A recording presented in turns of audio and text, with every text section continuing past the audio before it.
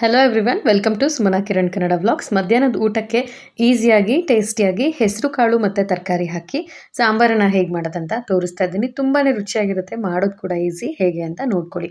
First ಒಂದು ಕುಕ್ಕರ್ಗೆ ರಾತ್ರಿ ನೆನೆಸಿಟ್ಟಿರೋವಂಥ ಹೆಸರು ಕಾಳನ್ನು ಹಾಕ್ಕೊಳ್ತಾ ಇದ್ದೀನಿ. ಇದು ಸ್ವಲ್ಪ ಮೊಳಕೆ ಬಂದಿದೆ, ಒಂದಿನ ಆಗಿರೋದ್ರಿಂದ. 1 ಕಪ್ ಅಷ್ಟು ಹೆಸರು ಕಾಳನ್ನು ಹಾಕ್ಕೊಂಡಿದ್ದಾದ್ಮೇಲೆ ಅದಕ್ಕೆ ಕ್ಯೂಬ್ಸ್ ಆಗಿ ಕಟ್ ಮಾಡಿ ಇಟ್ಕೊಂಡಿರುವಂಥ ಬದನೆಕಾಯಿ ಮತ್ತು ಆಲೂಗೆಡ್ಡೆ, ಹಾಗೆಯೇ 2 ಟೊಮ್ಯಾಟೊನೂ ಕೂಡ ಕ್ಯೂಬ್ಸ್ ಆಗಿ ಕಟ್ ಮಾಡ್ಕೊಂಡು ಹಾಕ್ಕೊಂಡಿದ್ದೀನಿ.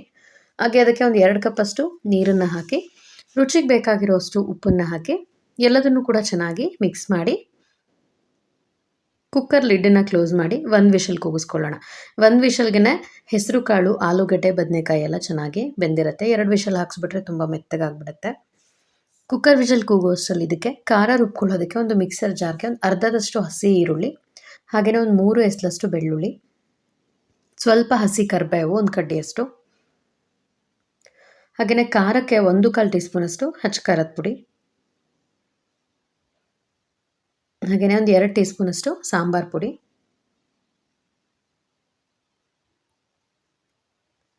ಒಂದು ಅರ್ಧ ಟೀ ಸ್ಪೂನಷ್ಟು ಜೀರಿಗೆ,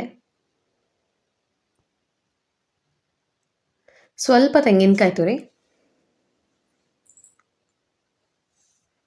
ಹಾಗೆಯೇ ಒಂದು 1/4 ಟೀ ಸ್ಪೂನಷ್ಟು ಅರಿಶಿನ,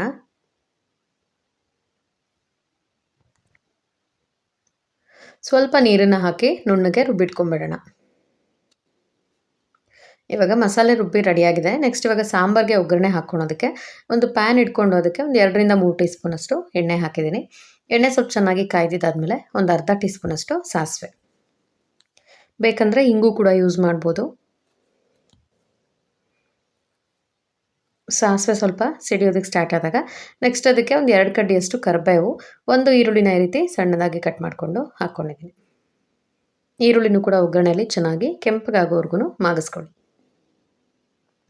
ಹಾಗೆ ಒಗ್ಗರಣೆಗೆ ಒಂದು ಒಣಮೆಣಸಿನ್ಕಾಯಿನೂ ಕೂಡ ಹಾಕ್ಕೊಳ್ತಾ ಇದ್ದೀನಿ.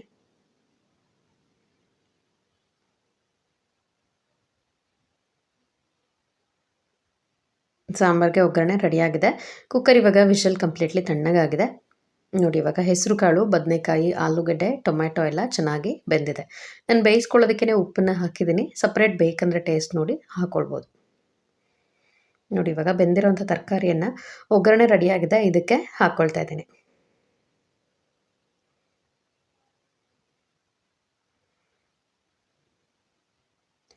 ಹೆಸರು ಕಾಳಿನ ಜೊತೆ ಕಡಲೆಕಾಳು ಕೂಡ ಯೂಸ್ ಮಾಡ್ಬೋದು. ಅದನ್ನು ಕೂಡ ರಾತ್ರಿ ನೆನೆಸಿ ಅಥವಾ ಮೊಳಕೆ ಕಟ್ಟಿ ಯೂಸ್ ಮಾಡ್ಬೋದು.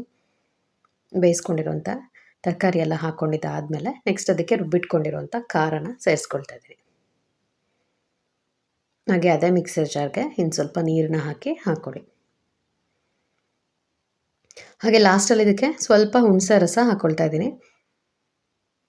ಈ ಸಾಂಬಾರೆಲ್ಲ ಸ್ವಲ್ಪ ಹುಳಿ ಮುಂದಾಗಿದೆ, ತುಂಬಾ ರುಚಿಯಾಗಿರುತ್ತೆ.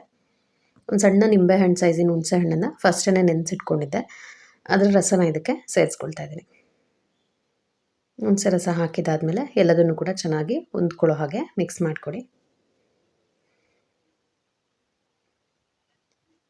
ಜಾಸ್ತಿ ಯಾವುದೇ ರೀತಿ ಮಸಾಲೆನ ಹಾಕಿಲ್ಲ, ತುಂಬ ಸಿಂಪಲ್ಲಾಗಿ ಸಾಂಬಾರನ್ನ ಮಾಡ್ಕೊಳ್ಬೋದು. ರುಚಿ ಅಂತೂ ತುಂಬ ಚೆನ್ನಾಗಿರುತ್ತೆ. 5 ರಿಂದ 10 ನಿಮಿಷದಲ್ಲ ಈ ಸಾಂಬಾರನ್ನ ಮಾಡ್ಕೊಂಡ್ಬಿಡ್ಬೋದು. ನೋಡಿ, ಚೆನ್ನಾಗಿ ಮಿಕ್ಸ್ ಮಾಡಿ ಒಂದು ಲಿಡ್ಡನ್ನ ಕ್ಲೋಸ್ ಮಾಡಿ ಒಂದು 2 ರಿಂದ 3 ನಿಮಿಷ ಮೀಡಿಯಮ್ ಫ್ಲೇಮಲ್ಲಿ ಇಟ್ಕೊಂಡು ಕುದಿಸ್ಕೊಂಡ್ರೆ ಸಾಂಬಾರು ರೆಡಿ ಆಗುತ್ತೆ. ನೋಡಿ, ಇವಾಗ ಸಾಂಬಾರು ಚೆನ್ನಾಗಿ ಕುದೀತಾ ಇದೆ. ನೆಕ್ಸ್ಟ್ ಇದಕ್ಕೆ ಸಣ್ಣದಾಗಿ ಕಟ್ ಮಾಡಿ ಇಟ್ಕೊಂಡಿರುವಂಥ ಕೊತ್ತಂಬರಿ ಸೊಪ್ಪನ್ನು ಹಾಕ್ಕೊಳ್ತಾ ಇದ್ದೀನಿ. ನಾನು ರುಬ್ಬೋದಕ್ಕೆ ಕೊತ್ತಂಬರಿ ಸೊಪ್ಪನ್ನು ಯೂಸ್ ಮಾಡಿಲ್ಲ. ಕುದೀತಾ ಇದ್ದಾಗ ಸಾಂಬಾರಿಗೆ ಈ ರೀತಿ ಸಣ್ಣದಾಗಿ ಕಟ್ ಮಾಡಿ ಇಟ್ಕೊಂಡಿರುವಂಥ ಕೊತ್ತಂಬರಿ ಸೊಪ್ಪನ್ನು ಹಾಕ್ಕೊಂಡು ಇನ್ನೊಮ್ಮೆ ಚೆನ್ನಾಗಿ ಮಿಕ್ಸ್ ಮಾಡಿಕೊಂಡ್ರೆ ಟೇಸ್ಟಿ ಆಗಿರುವಂಥ ಹೆಸರು ಕಾಳು, ಆಲೂಗಡ್ಡೆ, ಬದನೆಕಾಯಿ ಹಾಕಿ ಮಾಡಿರುವಂಥ ಸಾಂಬಾರು ರೆಡಿಯಾಗುತ್ತೆ. ಬಿಸಿ ಅನ್ನ ಜೊತೆಗೆ, ಮುದ್ದೆ ಜೊತೆಗೆ ಪರ್ಫೆಕ್ಟ್ ಆಗಿರುತ್ತೆ. ಮಾಡೋದು ಕೂಡ ಈಸಿ. ಒಂದ್ಸಲ ಟ್ರೈ ಮಾಡಿ ನೋಡಿ. ಈ ವಿಡಿಯೋ ಹಾಗೆ ಈ ರೆಸಿಪಿ ನಿಮಗೆಲ್ಲ ಇಷ್ಟ ಆಯಿತು ಅನ್ಕೋತೀನಿ. ಇಷ್ಟ ಆಗಿದ್ರೆ ಲೈಕ್ ಮಾಡಿ, ಶೇರ್ ಮಾಡಿ, ಕಮೆಂಟ್ ಮಾಡಿ, ಸಬ್ಸ್ಕ್ರೈಬ್ ಮಾಡ್ಕೊಳ್ಳಿ. Thank you.